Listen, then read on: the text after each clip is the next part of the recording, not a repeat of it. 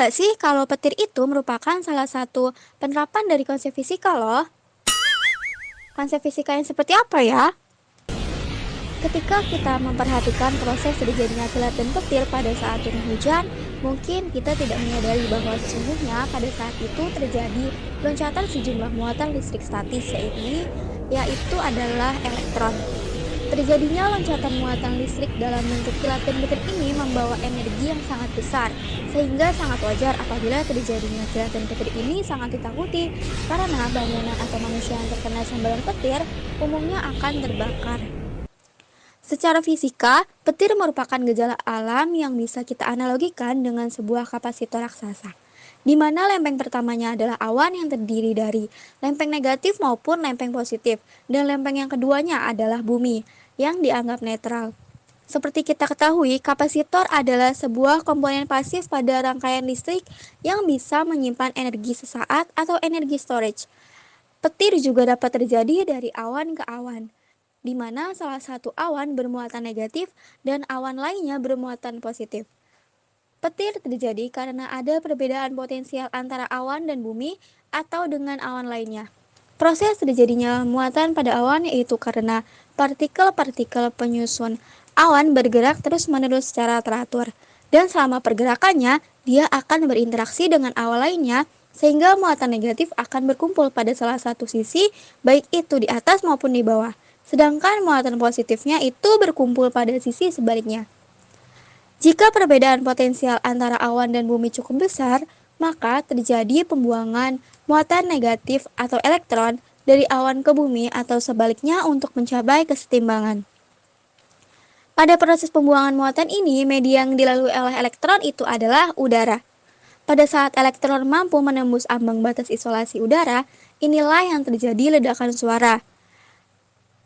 Nah, petir itu terjadi lebih sering pada saat musim hujan, karena pada keadaan tersebut udara mengandung kadar air yang lebih tinggi, sehingga daya isolasinya turun dan arus lebih mudah mengalir.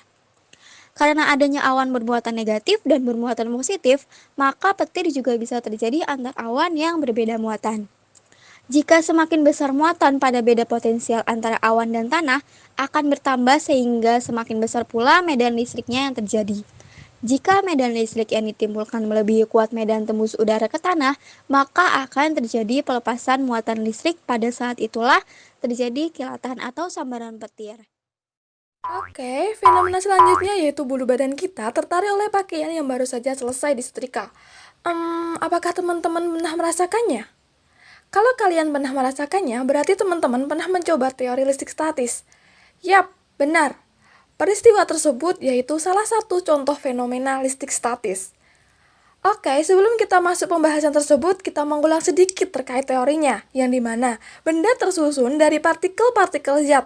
Partikel zat yang ukurannya paling kecil, kita dapat menyebutnya dengan atom.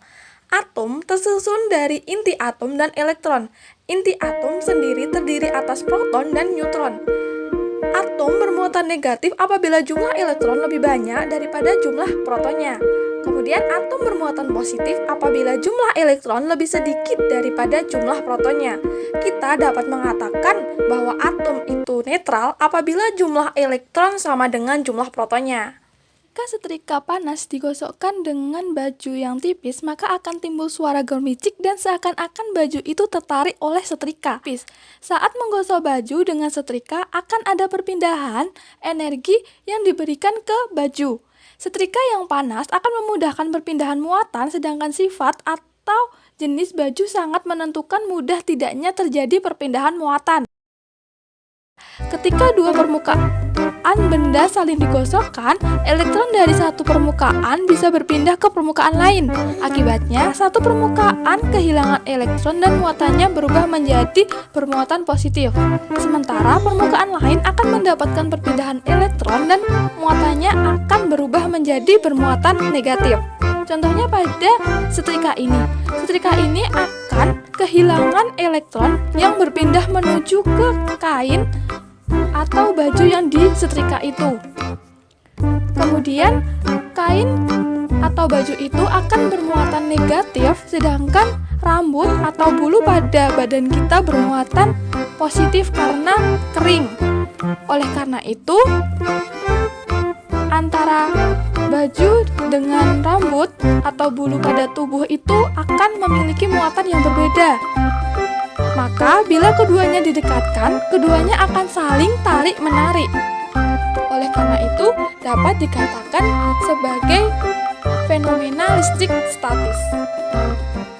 Selanjutnya, kalian tahu nggak sih, percikan api pada truk itu ternyata merupakan salah satu fenomena listrik statis loh. Mengapa hal itu dapat terjadi? Mari simak penjelasan berikut ini.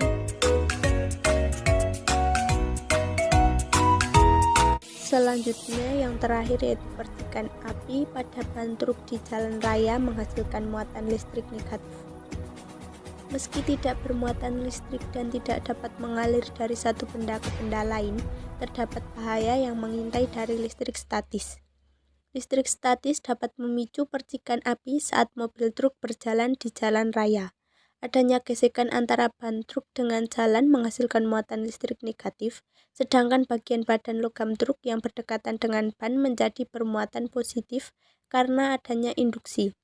Hal inilah yang menyebabkan munculnya percikan api dan berakibat bahaya, yaitu dapat membakar muatan truk yang mudah terbakar seperti bensin. Oleh karena itu, truk pengangkut bahan yang mudah terbakar akan dipasangi sepotong logam di bagian belakang mobil menyentuh tanah untuk menetralisir muatan positif di badan truk. Logam akan menghantarkan elektron dari tanah untuk menetralisir muatan positif yang terdapat di dalam badan logam mobil sebelum terjadi percikan api.